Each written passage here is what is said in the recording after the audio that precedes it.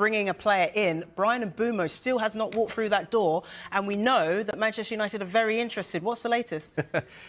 People keep saying, what's going on? I feel like I've asked this question more than any other this transfer window. It's becoming a little bit of a transfer summer saga, isn't it? We know that Manchester United are interested. Their second offer was rejected. They remain confident that they can get a deal over the line for Bryan Mbeumo. We're expecting to see a third bid, which would probably be a final bid for the Brentford man. Manchester United would love to get this wrapped up and sorted before they go on their pre-season tour of the USA as well, and they very much want Bryan Mbeumo to be a part of that squad that travels with Ruben Amorim.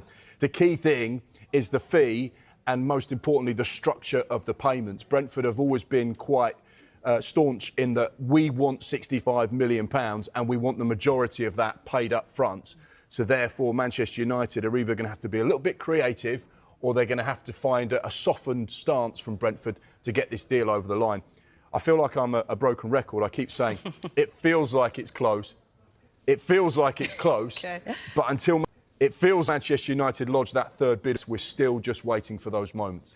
Just off the back of that, I think for those moments, Brentford will wisely look at Mbeumo if he was to leave. They've got to prepare themselves that if the deal to Manchester United does materialise eventually, they're going to need to be in a position to start the season having replaced Bryan Mbeumo. And Omari Hutchinson from Ipswich Town is a player that they are very, very interested in. Now, I'm told that Brentford... Some words there. What did you make of what Sheringham had to say?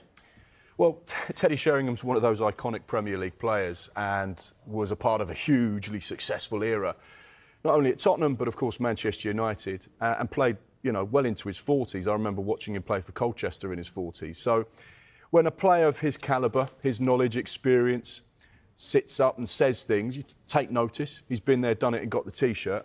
No question about his words being very, very powerful. And if that's how he views the situation, then he, as a former Manchester United player, absolutely has the right. When we look at the current situation, we know that Barcelona are interested in Marcus Rashford and he is their number one target at this stage for that left-wing berth that they're looking to recruit for.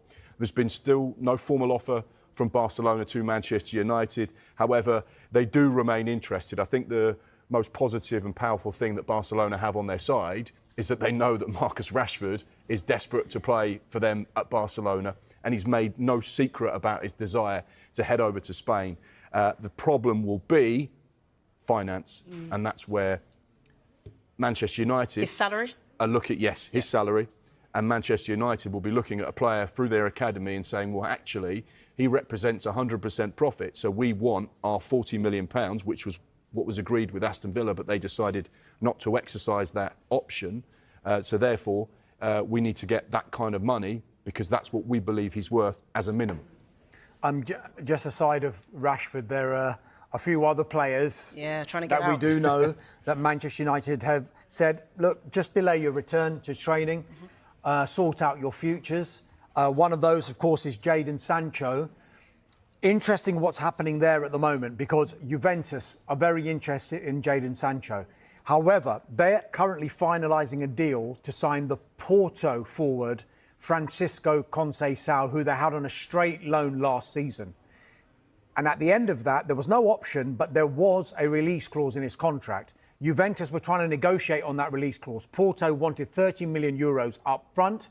Juventus wanted to pay a little bit more in return for more favourable payment terms, which is what we think they've agreed to do. They're going to pay Porto 32 million euros and they'll pay that over 4 instalments. Now, the feeling was it was going to be one or the other, Conceição or Sancho. But the information that we're getting is that a deal for Sancho to Juventus has not been ruled out. But it is thought there would have to be departures at Juventus for them to be able to fund a deal for Sancho. Now, significantly, Marseille are in talks with Juventus over a potential deal for Timothy Weah.